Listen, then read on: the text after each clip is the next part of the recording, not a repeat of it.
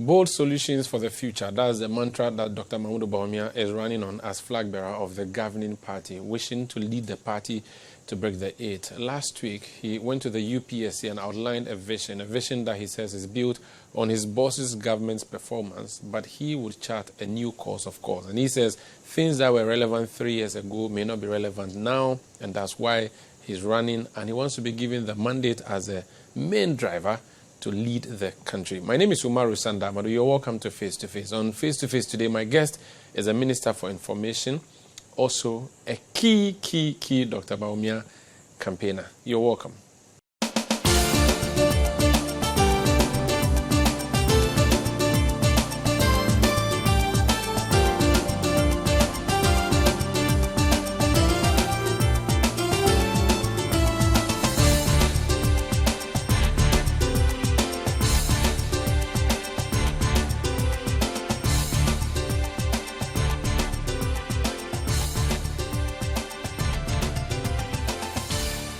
You're welcome to Face to Face. This is City TV. My name is Umaru Sandamadu. Honorable Kojo Oppong Nkrumah is MP for Ofasi Ayerbe and Minister for Information. How are you?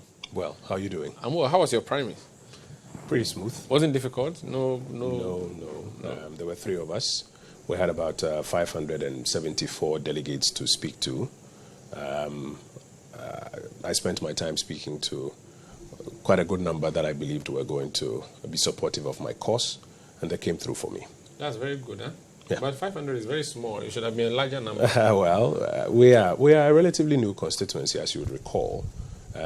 We've only been in Parliament for 5 times now. Okay. As a constituency. Okay. The first member of Parliament was there for 3 terms. I have done 2, which is ending shortly.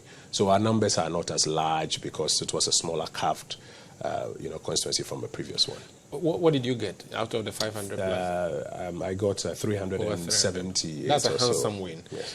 What do you think about this whole policy or program where we go for the primaries in a delegate form where only a few people would get to vote?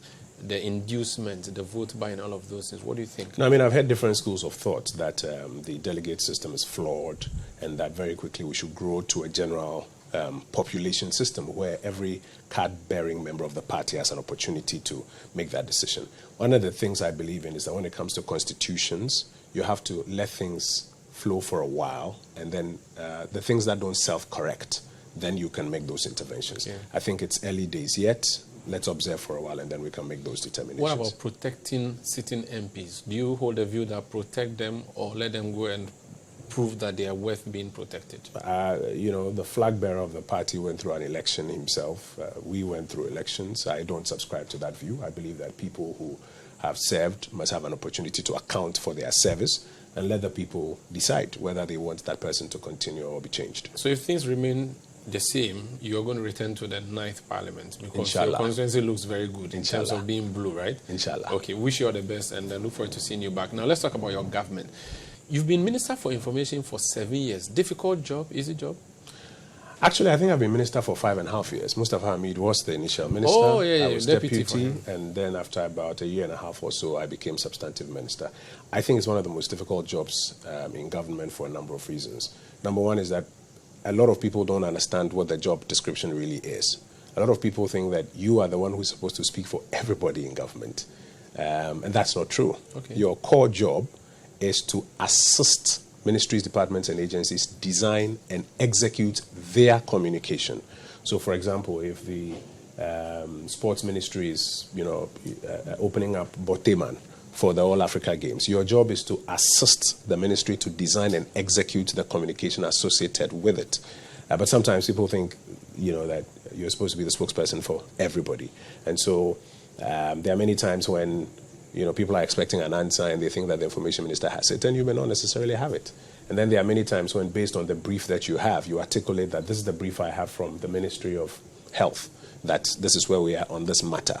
And then people will say, no, he's lying, it's not true, etc., etc. But there are some people who don't understand that you work based on the briefs that you get, from the various ministries, departments, and agencies. And then there's one of the most important things that I think as a republic we have to confront, moving forward. Democracy thrives on the people knowing. And the people knowing requires communication to be properly funded. Communication is not propaganda. And it is important that communication across ministries, departments, and agencies is well funded. It is very poorly funded since about 1993.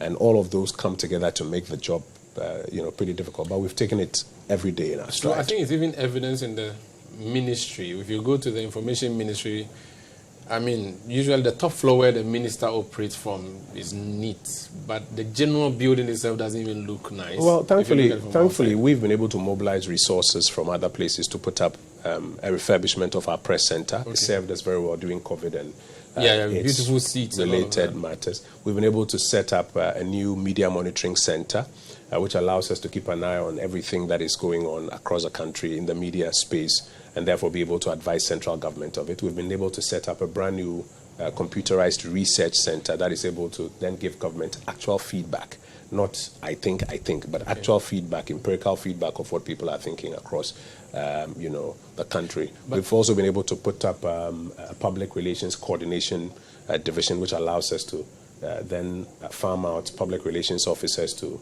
ministries, departments, and agencies, and they are doing a classic job. I've been hearing, you guys at City, for example, speak to our PRO at Roads on a regular basis. Yeah. So though we've been poorly resourced, maybe because of my background, etc., we've been able to mobilize resources from the flanks to help move the agenda forward. Is the Ministry of Information still relevant now? Very, very relevant. You sure? Because very, if there's relevant. A PRO for every ministry, there's a spokesperson for every politician or minister, they have their aides.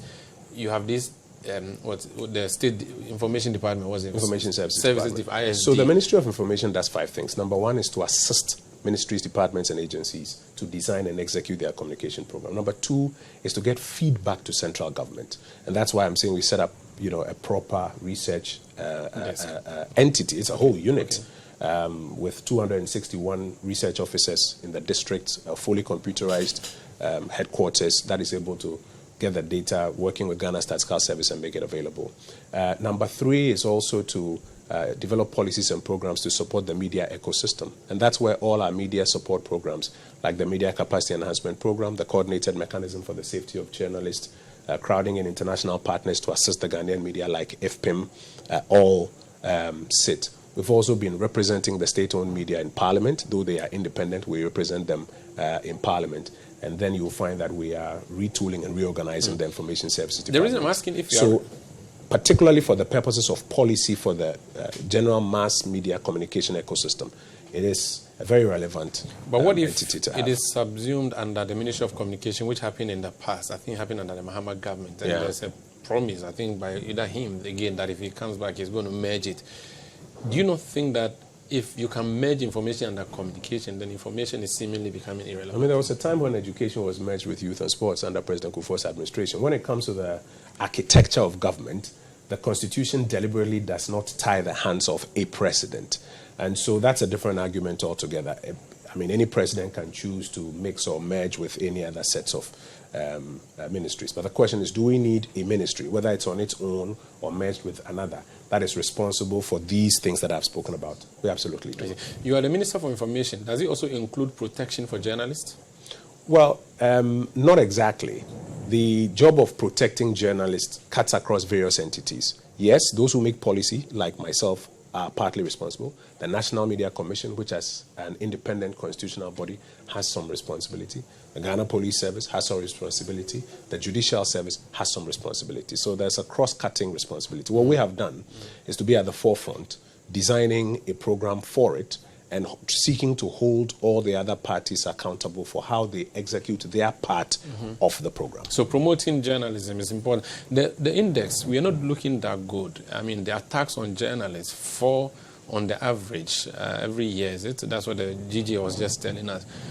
What do you make of that? Because it's problematic that we are seeing attacks on journalists. You have been a journalist before. Yes, I am still a journalist. I'm not sure you are still well, a journalist. I am. I still write, actually. Yeah, but that's for novels, you write novels? No. I still write journalism pieces. I'll share a few with you. No, okay. But, I mean, to the substance, yes, the phenomenon of attacks on journalists, has taken an untidy turn, but we haven't rested on our oars. We've been at full length trying to combat it. For example, you notice that as the ministry, itself. We are loud and about whenever there's an incident of this nature.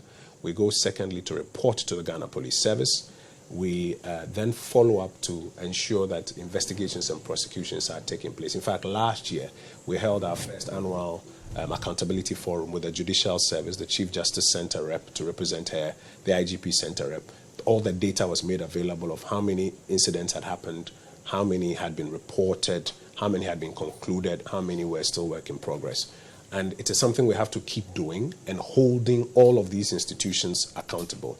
If somebody is attacked and we don't make a report, we say it on radio or online, but we don't actually make a report to the police and we don't provide the evidence to back it, it will be difficult for the police to actually investigate and prosecute. If the police investigate and end up preferring weak charges, like, unlawful entry or something like this, where they could have preferred some more, sterner charges, which will yield tougher sanctions, then they are failing us. If the judicial service, the judiciary, specifically, is not being tough in terms of the sanctions that they apply, then they are failing us. And I think for each of these, we have been clear and firm, way up to the judiciary, asking that the right thing to be done. I was in Parliament a few weeks ago calling on Parliament to join in the effort to hold each of these entities accountable. And already I see some, response to that. We have to do a lot more about it so that we get the results we are looking for. The day you were being elected in your village in the eastern region, there was election happening in Yendi. Our correspondent who went there reports to us that the member of parliament, your colleague, assaulted him and also charged his boys to also unleash thuggery on him. We have since reported that case to the police. Based on that and other cases, the Ghana Journalists Association says, let's blacklist people who attack journalists. The NMC chairman has come up with a contrary view, saying it is not, it's dysfunctional. As a journalist and also minister who is in government, I'm just wondering, what's your position on this? 100% I support the use of a blacklist as a legitimate tool to bring attention to the cause of journalists and the fact that some persons may have been proven to have attacked a journalist. I mean, if I, as a public officer or as a politician, reserve the right to say that I will not speak to City FM or City TV because of X, Y, Z, why is City stopped from saying that they will also blacklist me for something that they consider I have done? So, as a matter of principle, I support the use of a blacklist as a tool to draw attention. I don't think it will be 100% effective, though, because media ownership is diverse, editorial interests are different, and so despite an announced blacklist, you will still find some media houses covering these persons. But what it does is that it draws attention to the phenomenon. It's like a protest. The protest in itself doesn't resolve the matter, but it draws attention, and for that I support it. I, however, think that it is also very important for the GJA to lay down a clear criteria for when this blacklist is used. It ought not to be used because it is alleged that Kojo has done so. It ought to be used when a certain threshold has been met. So, for example, I heard in the case of Hawa Kumsin that the GJA president said persons believed to be associated with her. So, is she involved or is she not involved? If you have a clear criteria, because even for discretionary power in the Constitution, you are required to have clear laid down procedure so that it's not at the whims and caprices of, the use of that instrument. So I support it. I think clear laid down procedure and thresholds are required, and it will help in this fight. How has your government fared? I'll ask you first if you were an outsider, then I'll ask you if you were an insider. If you were hosting the Super Morning Show and they asked you to place a verdict on Akufo-Addo 7 years on, what would you say? I'll say look at the data. And what's the data saying? Good. And let me just elaborate on that one. You find sometimes there's a lot of commentary, but the data is missing. If you look at the data, if you want to look at, let's say, the economy, every economy everywhere in the world is judged based on some parameters.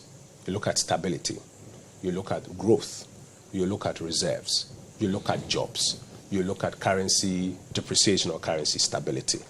And I would say, look at the data, the accepted benchmarks of data measuring on all of these parameters. And I think that... And judge it against what? Judge it against yourself or other countries or your previous people? And judge it against multiple parameters. 1, against what you promised. 2, against other competitors on the political landscape in Ghana. 3, against other countries in the sub-Saharan region and on the global landscape. Okay. And I think that if you do all of these, in all humility, you will come to 2 conclusions. 1, we're not in a perfect place, but 2, we have made significant progress from where we started off from in January 2017, and we've also made significant progress on the promises and the commitments that we made.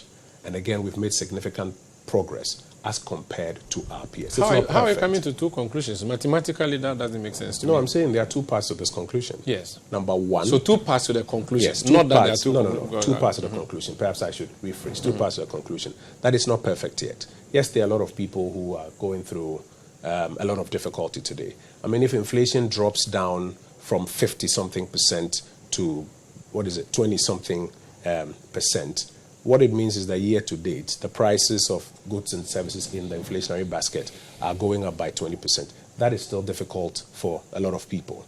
But if you look at the trend and where we have come from, then you can then make the point that we are making progress. So yes, we are not in a perfect place, but we are making progress. And it's important that we consolidate and grow on this path. But if you promise to give us perfection, and at the end the conclusion is that what you've given us is not perfect, that's failure. I didn't see perfection in the MPP manifesto. Oh, you give us perfection. You said that by the time... there are so many things we can use to describe perfect. For instance... Let's not do this. Let's pick specific examples. The overall agenda of the manifesto. Yes, so perfection... An agenda for jobs. Perfection was not in the manifesto. For example, you're going to perfect Ghana. When you say jobs. Hold on, no. Let's settle this issue of perfection. Okay. What you promised us is a perfect Ghana. No, I don't think so. And I'm not using perfect because you wrote the word perfect on the manifesto. In all humility. But if you said to us, Honorable, if you said to us that you're going to make Accra the cleanest city in Africa, that is perfect. If you say to us that we're going to move from taxation to production, that is perfect. Yeah. If you say to us that you're going to deliver free senior high schools, that no one will be left behind, that is perfect. So let's deal with these first 3 things you mentioned. Take Accra, the cleanest city in Africa. It's not a target that has been achieved. Take free senior high school. It is a target that has been achieved. With challenges. Take, of course, with challenges. Take taxation to productivity and look at the data. So right from the onset of our government and the taxes that we met, what did we do? About 20 different tax handles were either removed totally or reduced. Nuisance taxes, you call What did that translate into? Increased productivity. Look at growth that was sitting around 3.6% as at the end of 2016. And what happened when we took away those nuisance taxes? And in addition, introduced non-fiscal policy measures that were aimed at liberating the energies of the various aspects of our economy. You saw growth begin to shoot up in agric and in industry and in services to the average of over 5% between 2017 and 2019. So you would agree with me that that was also achieved. However, after 2020, when our fiscals literally collapsed, there was a need to reintroduce some taxes to try and clean up some of the, may I say, fiscal gaps that had come up.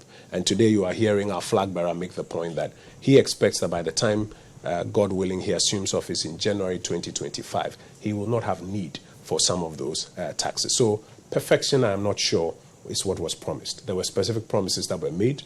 A good number of them have been achieved. Some of them have not been achieved. But life is a continuum, and we'll build on those. If you took away nuisance taxes with your left hand and imposed e-levy and emission tax and other taxes with the right hand, so look at it over a time frame.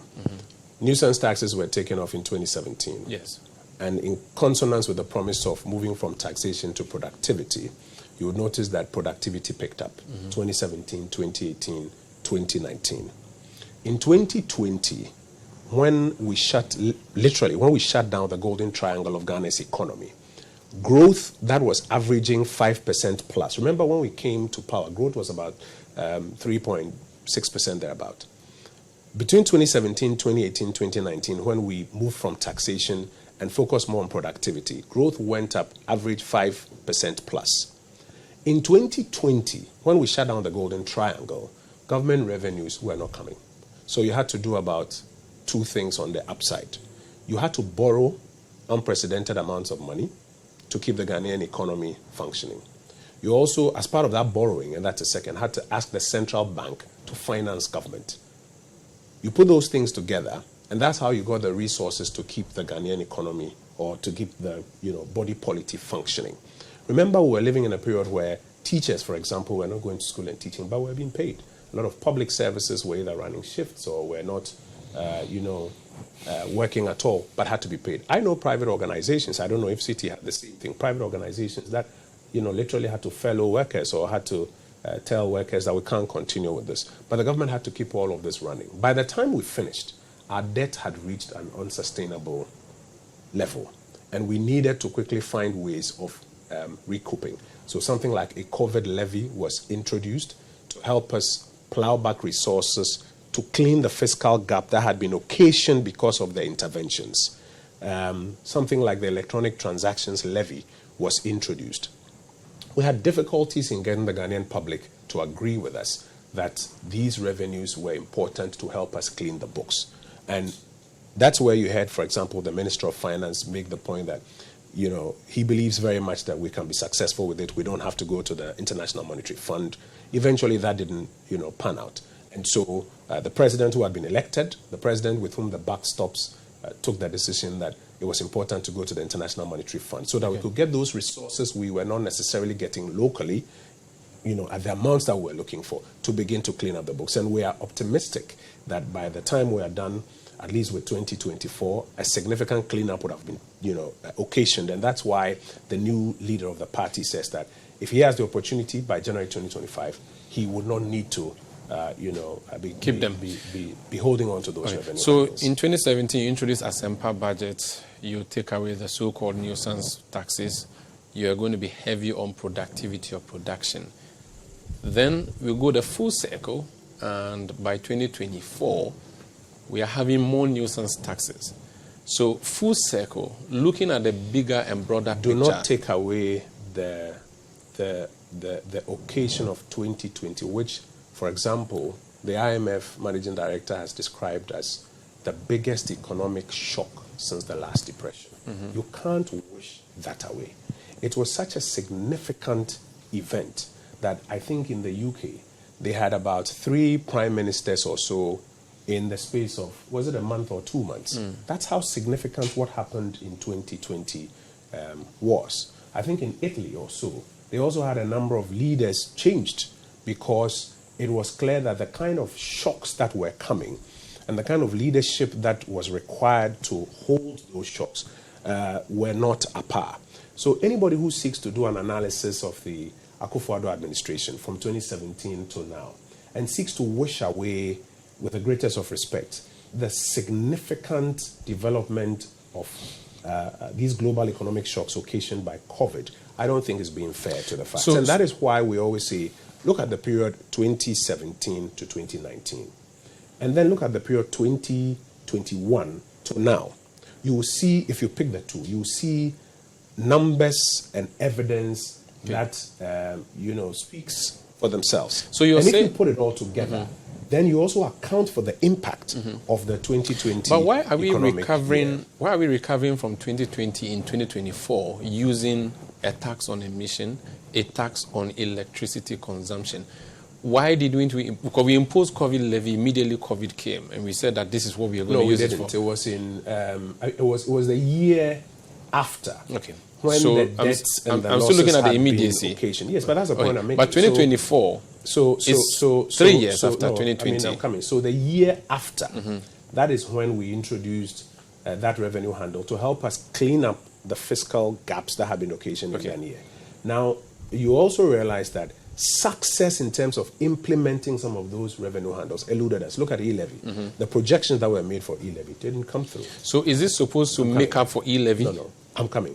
So once those projections didn't come through, you had to resort to other measures like the fund to help plug those.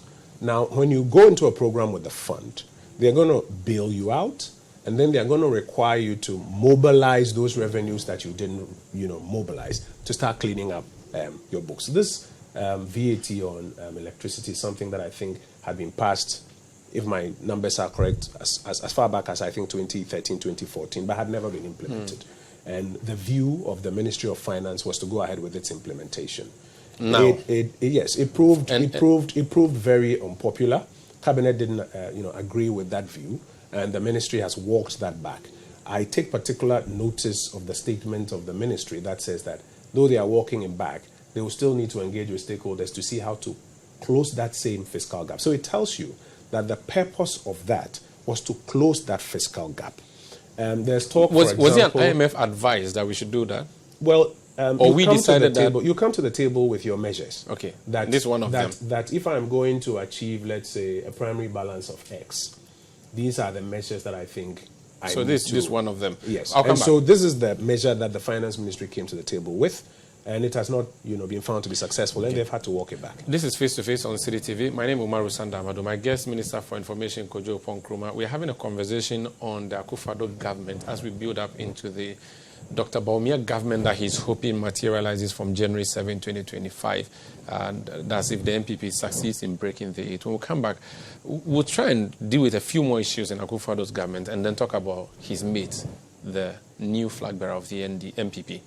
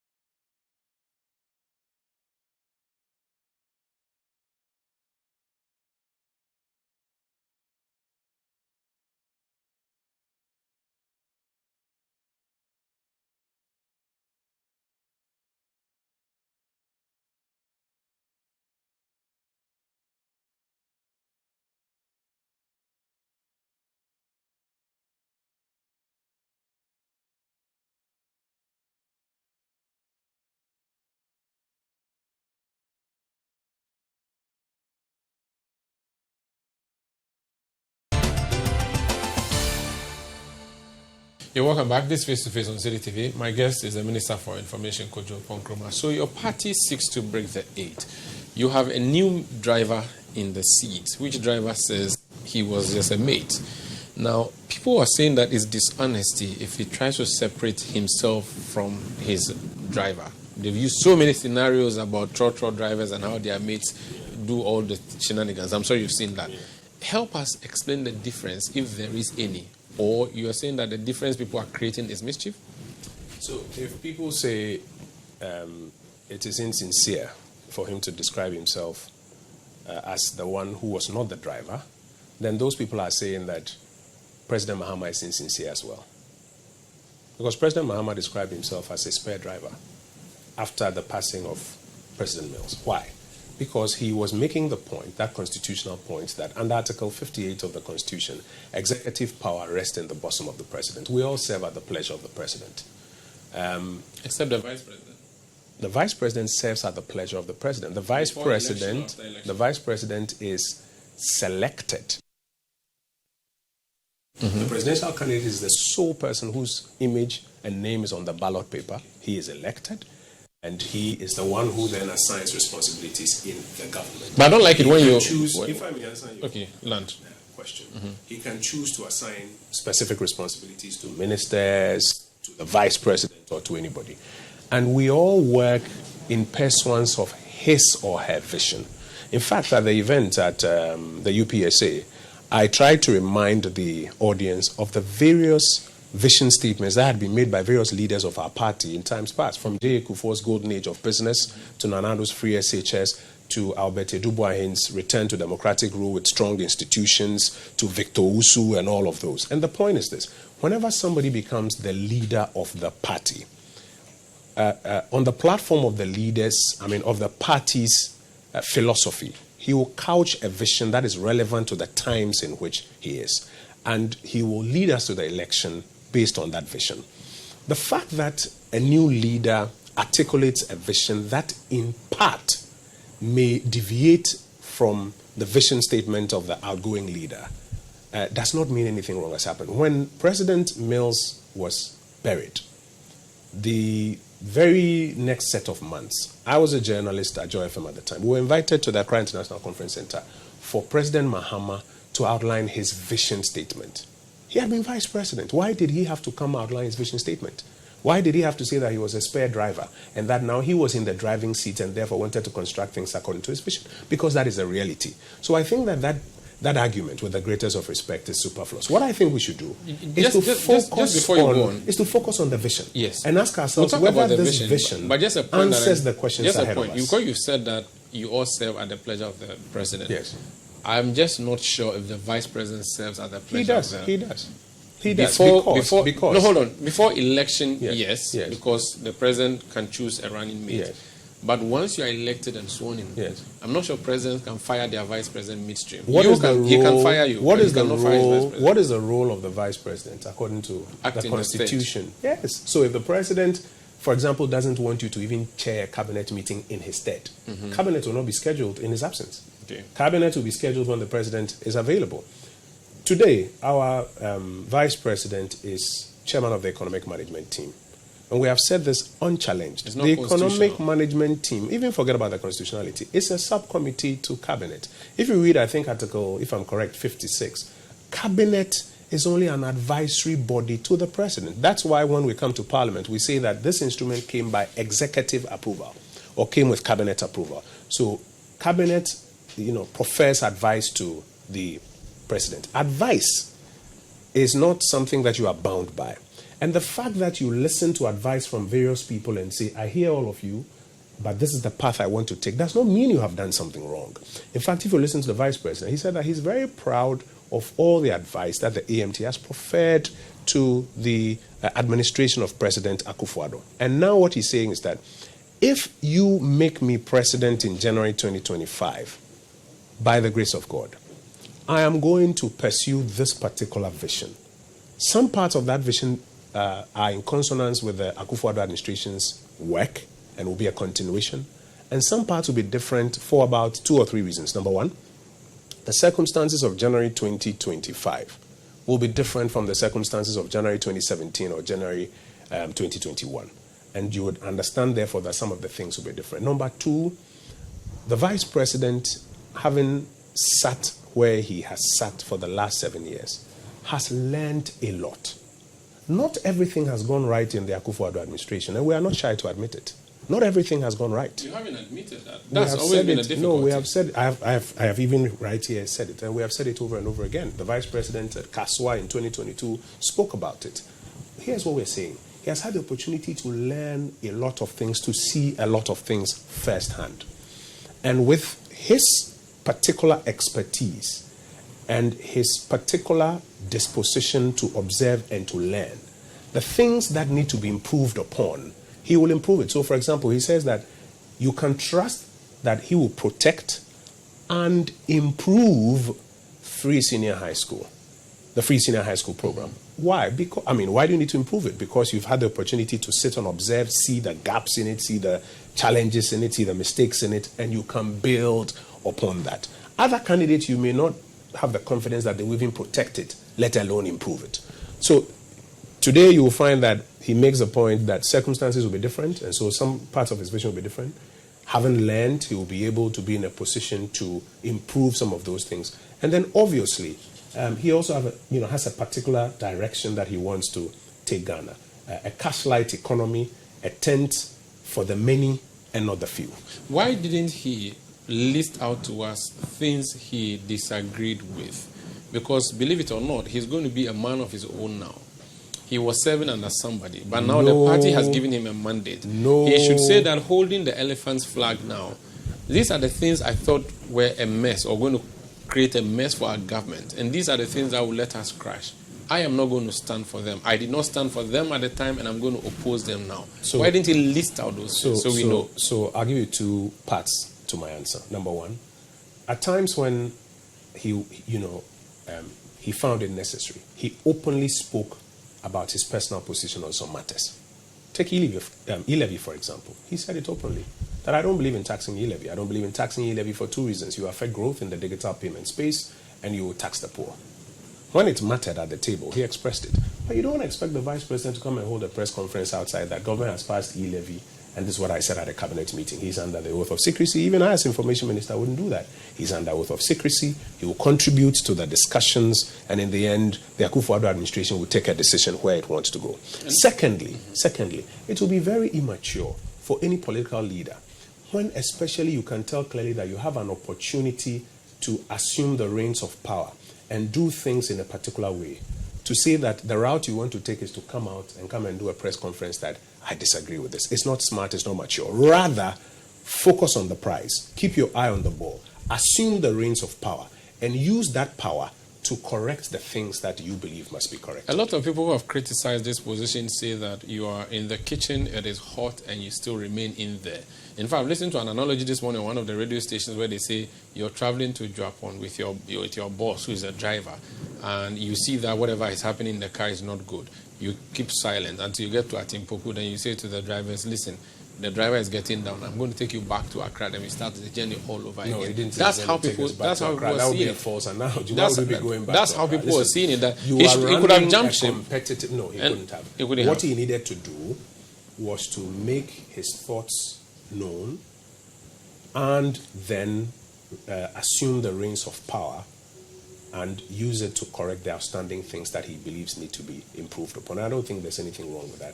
That's what every smart vice president does. That's what every smart appointee in administration does. But e-levy is the only thing. The thing for me is this: what is he saying about jobs? I know. You're trying to reshape the conversation. I'm not. Let's fix this before you go to. I'm saying the man has put out about 70 policy items grouped into 20 thematic areas. Yes. I'm saying we can have a long debate about why didn't he do this, why didn't he do that. We can also have some time to look at how his vision responds to specific things. No problem. And ask ourselves whether these specific things answer the questions of the millions of our brothers and sisters who are out there, who are looking for answers to questions on their minds. Thank you for trying to remoderate the conversation. No, we'll get there. Not. This is a point, though. E-levy is the only thing he has publicly spoken against. Because he was asked a question in a radio studio about it. Does it mean that he agrees with everything else that Akufo-Addo has done? You don't agree with everything that's happened at City, but you work at City. Okay. And it will not be smart of you to be holding press conferences on a daily basis, telling us what you disagree on with Bernard Shaw and with Sam Mensah's leadership style and everything. Tomorrow, if you are made chief executive of City, I can bet my bottom dollar, knowing Sanda, you will do some things differently. And there's nothing wrong with it. Let's focus on what you want to do differently. Does it work? Does it help? And let's help you to do it. You have been quoted as saying that he was part of the works for e-levy. No, I've not been quoted as saying that. I have seen publications. No, you haven't seen publications. I have what seen you so have many seen publications. is a headline. Okay. That's claims, a publication. No, but those are not the words you spoke. I'm very particular about words. A headline that claims that I said that the vice president was instrumental in drafting e-levy. I have never used those words. Somebody decided to write those words and claim I have. The words I spoke were that the vice president was instrumental in cabinet and EMT meetings in expressing his principled position on the matter. What is his principled position on the matter? That he doesn't support it, and that if you do it, you're going to affect growth, and then you are going to tax the poor.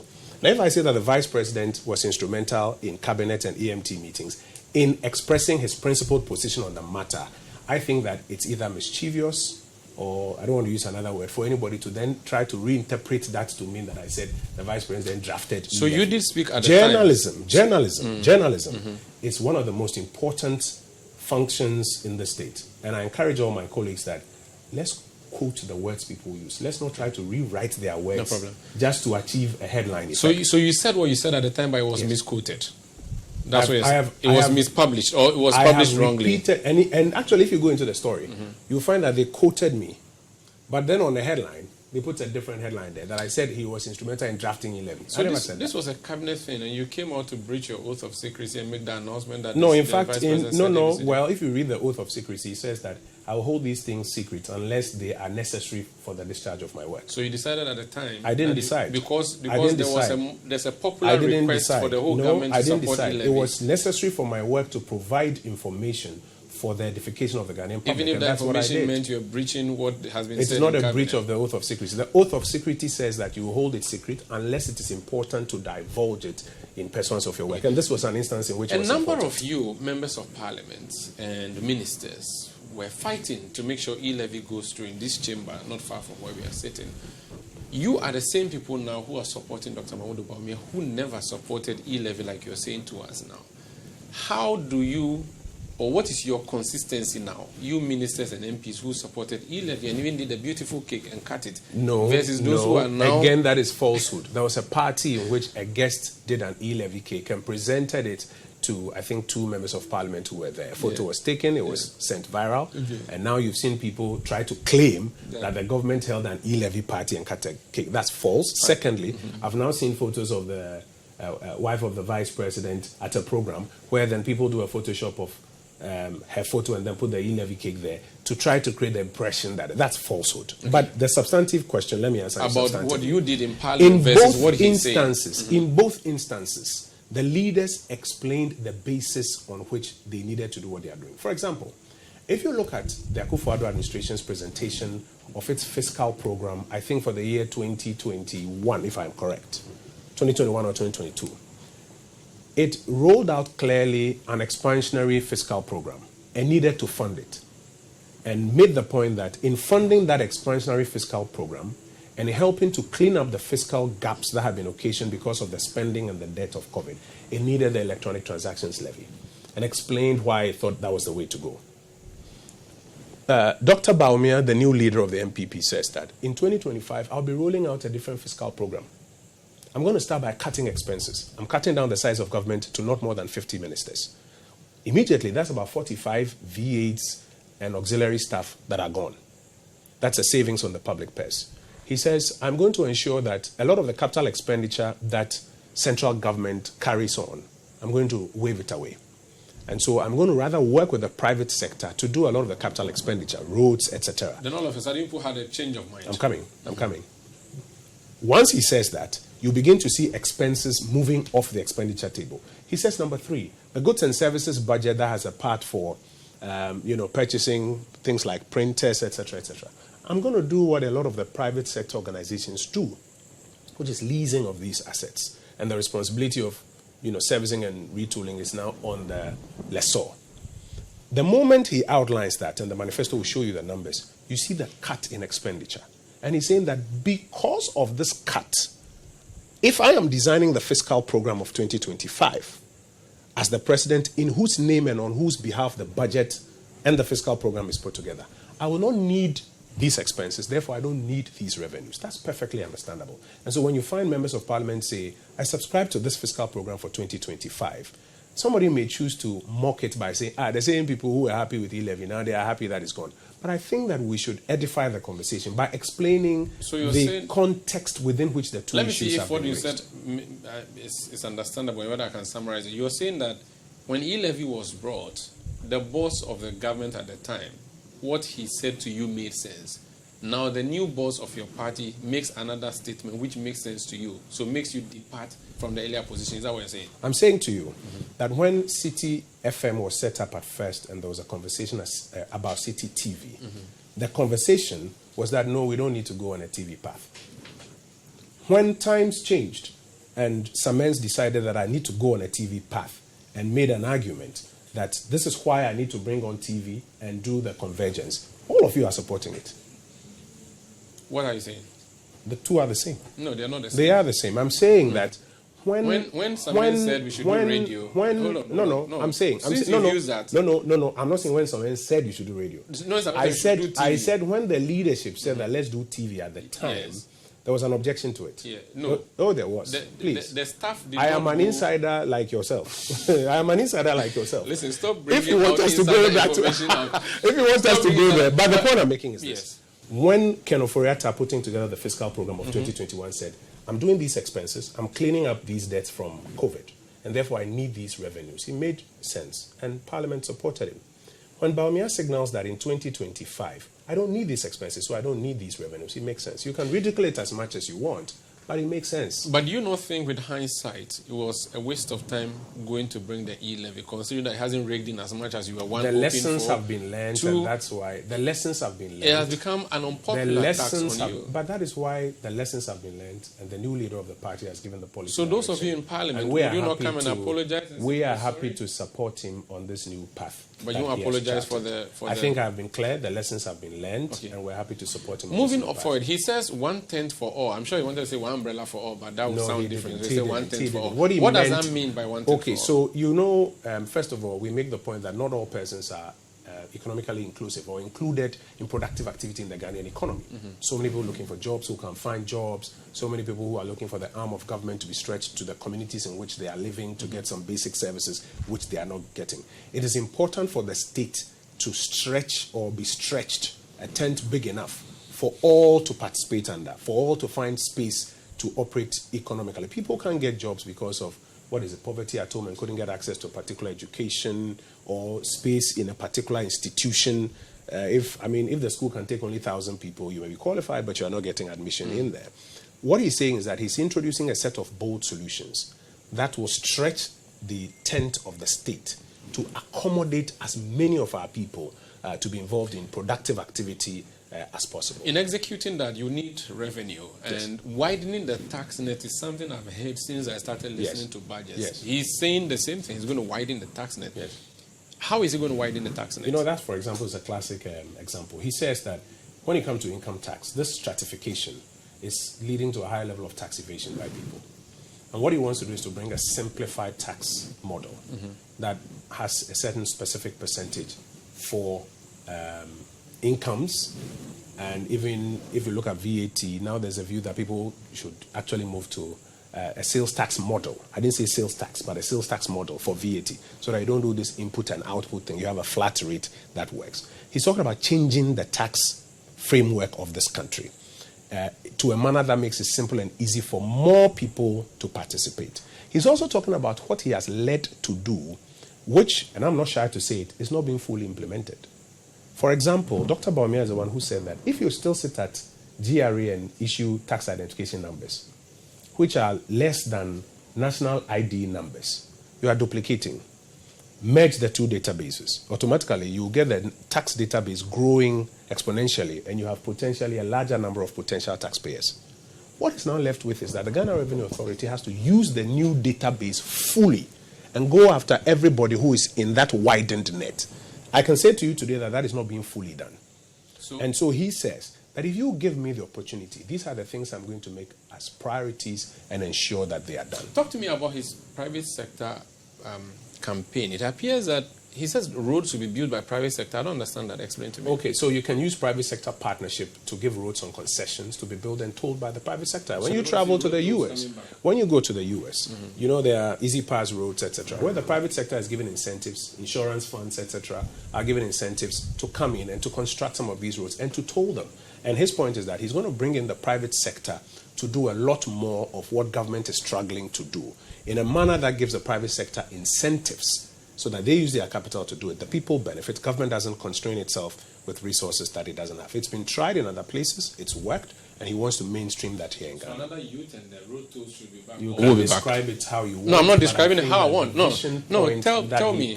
Is that not what it is? The vision that he puts out there is a bold, sensible vision. And it must be supported instead of if a private sector person builds a road, government is not going to pay. The person has to recoup the money on the road. Yes. He has to impose a toll. Yes. So it's simple. There's going to be road tolls coming back. I have said over and over again that you can describe it how you want. But I've explained the vision. This is face-to-face on CDTV. My guest, Honorable Kojo Oppong Nkrumah. In fact, when we come back, my next question is, if Dr. Bawumia wins and reduces the size of government to 15 ministers, would he get to be inside some? How is he going to deal with that? And a few other things that he has talked about. When we come back, please stay.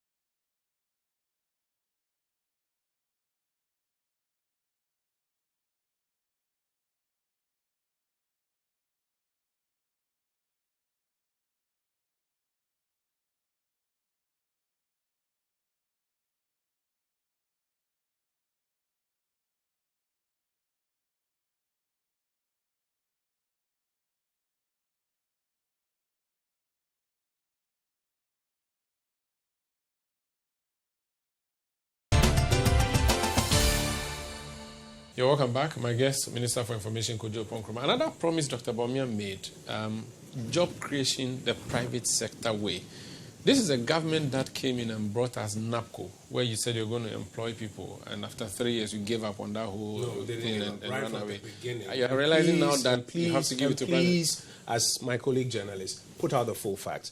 NAPCO right from the beginning was said to be a temporary program. You extended it. So don't make the point that after a while... I didn't ask you to you extend give up. It was clear from the beginning that NAPCO was going to be 3 years, and it wasn't going to be a permanent solution. So let me be what Dr. Bawumia has said. The reason I said you gave up, the data available from SNIT is that so far we've done a little over 2 million jobs, about 1.2 in the public services, and about 950,000 in the private sector.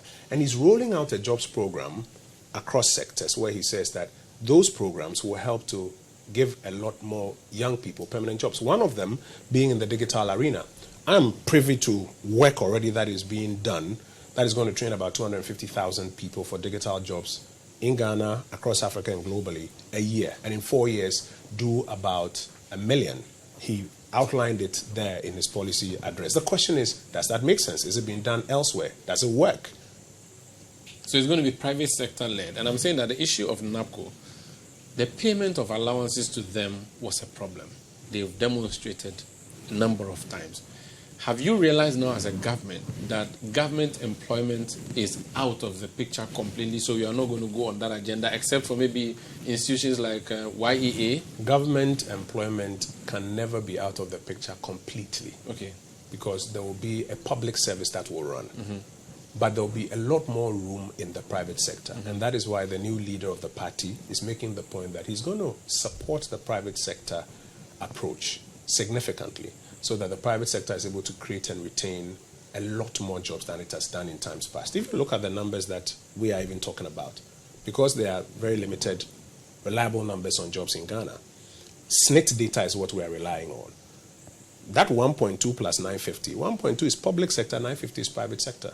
And what he's saying is that when he has the opportunity, he's going to invest a lot more in the private sector route, so that the numbers that will be churned out eventually will be heavier on the private sector than on the public sector. Why don't you then support people working for 24 hours so that more people, 3 times what we already have employed would be employed? Some of the initiatives that have been rolled out on Dr. Bawumia's watch, when it comes to the specific brief of helping to modernize the Ghanaian economy, they're ensuring that people work for 24 hours. For example, the Ghana.gov platform that has been completed and has north of, I think, 80% of public institutions on it, has people working on it for 24 hours. There are several examples of things that he spoke about during his vision statement that has people working on it for 24 hours. Let's talk about the leasing of vehicles. Explain that concept to me. What's the plan? If you come to, let's say, Parliament, take Parliament.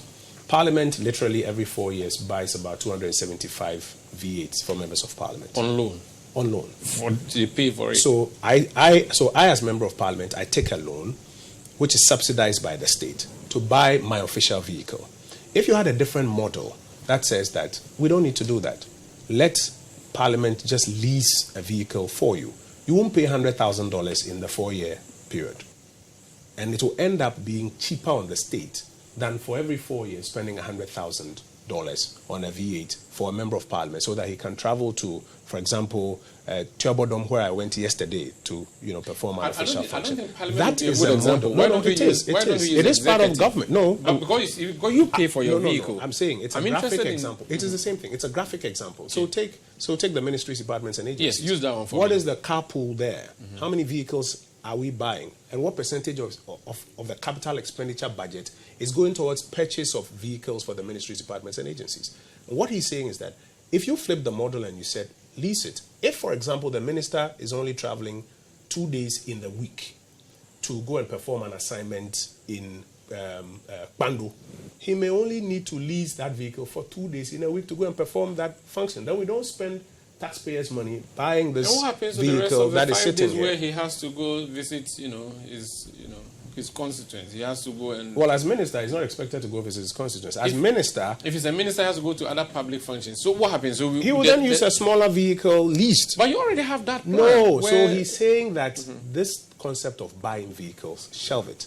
and rather have a smaller system where you lease as and when you require. If you're traveling, you lease a V8. If you are in Accra working, you lease a smaller vehicle. I thought you already had that plan where you have a carpool where ministers are supposed to use them when they are going out. It's a failure to even implement. for that carpool, you have to buy the car. What he's saying is that the cash outlay is money that can be used for something else. Okay. So don't buy that car. Lease it when you need it. These are part of the innovative, bold solutions that he's proposing. Two more things before we go. National service, not mandatory. Yes. The view has been held, and I've spoken to a former executive director of NSS, and he says to me that NSS is a building platform for you. It's a place where you go to build your CVs. One of the reasons you introduced NAPCO, he said to us that when you do NAPCO for 3 years, you go to the employer and say, oh, look, I've worked for 3 years. That's what NSS gives you. And NSS will stay. He's not said he's going to abolish NSS. He's saying that if you get a job and you are being denied that job because you haven't done the mandatory national service, he's going to take that clause out. If you get a job and the employer is willing to take that job, the employer is not compelled to say that because you haven't done national service, he shouldn't give you that job. The employer should have the liberty to take you for that job. That does not mean that national service has been cancelled. It doesn't mean that this training, opportunity, and learning and growing of culture is gone. It's still there.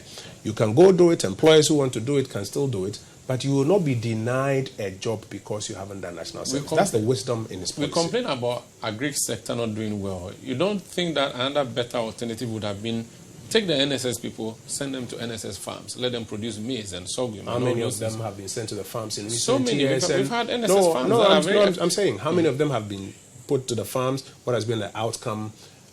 What has been the impact on it? And is this policy stopping them? So it's not stopping them. Build it better. Don't give an opportunity for people to opt out. It is not stopping them. And he cited a clear example. He said, people get jobs and they are denied the jobs because they've not done mandatory national service. All he's doing is taking the mandatory nature away. Finally, 50 ministers. Yeah. Is that an admission that the Akufo-Addo's size of ministers has been a failure? It's an admission that in 2025 you will not need the size of government. It's an admission that it's been a failure. It is an admission that for the things he wants to do in 2025, you can do it with 50 ministers. Just 50 ministers. Yes. Do you hope to be part of that?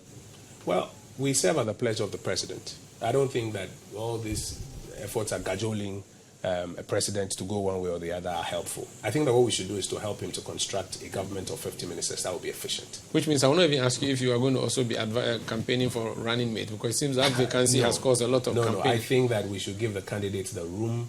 We should support him, let him make his choices. Is he frustrated by all these people? I don't get a sense of frustration from him, but I don't think it's healthy. I think that he should be given room to continue doing things. He's just finished his policy announcement or his vision announcement. He's going to go to the 16 regions of the country, and then we are, as part of that, going to get into the manifesto preparation stage. That picks from his vision board and fleshing it out. So there are a series of activities. Let's go on and not necessarily be distracted. So the campaigns for running mates, he's not worried at all. He has already decided. I don't get that impression from him that he's worried about it, but I think that we should give him room to do what he wants to do. Honorable Kojo Oppong Nkrumah. Yes, sir. Sandra. MP of Wasia Erebi. Yes, sir. Minister in the Akufo-Addo government. Yes, sir. Thank you for joining us. Thank you for having me, sir. It's always a pleasure speaking to you. Are you sure? I'm not always sure. A pleasure speaking to you. I enjoy speaking to you very much. Thank you. My name is Umaru Sandamado. This has been Face to Face on CDTV. We'll be back next week on CDTV. Stay with us.